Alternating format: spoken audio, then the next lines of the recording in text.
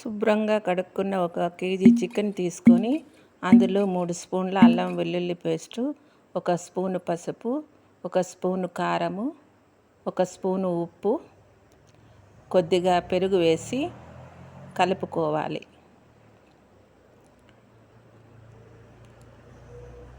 బాగా కలుపుకున్న తర్వాత దీనిని అలాగే 20 నిమిషాలు ఉంచుకోవాలి. తర్వాత కరివేపాకు వేసుకోవాలి.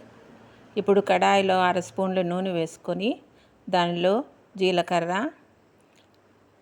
మిరియాలు, 4 లవంగాలు, 2 బిర్యానీ ఆకులు వేసిన తర్వాత 3 పెద్ద ఎర్రగడ్డలు కోసుకొని వేసి దానిలోకి 6 పచ్చిమిర్చి కోసుకొని అవి వేసి కొద్దిగా ఉప్పు వేసి అలాగే కరివేపాకు వేసుకొని బాగా వేయించుకోవాలి.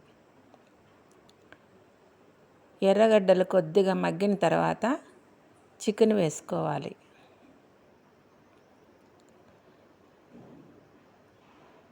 అలాగే 15 నిమిషాలు వేయించుకోవాలి. వేయించుకొని మూత మూసిపెట్టి నీరు ఇంకిపోయే వరకు అలాగే వేయించుకోవాలి. అప్పుడప్పుడు కలియబెట్టాలి. 10 నిమిషాలు అలాగే వేయించుకోవాలి. నీరు ఇంకిన తర్వాత 1 స్పూను కారము, 2 స్పూన్ల ధనియాల పొడి, 1 spoon garam masala, 1 spoon chicken masala, 1 spoon ఉప్పు వేసుకోవాలి.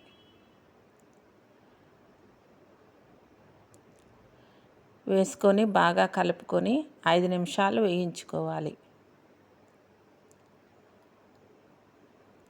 వేసుకున్న తర్వాత పచ్చిమిర్చి, కరివేపాకు, కొద్దిగా కొత్తిమీర వేసుకోవాలి.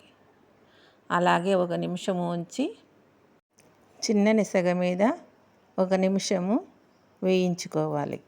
అంతే, చికెన్ ఫ్రై రెడీ. ఇక తిందామా? ఇలా మీరు కూడా ఒకసారి ట్రై చేసి కామెంట్ చేయండి. ఉంటాను.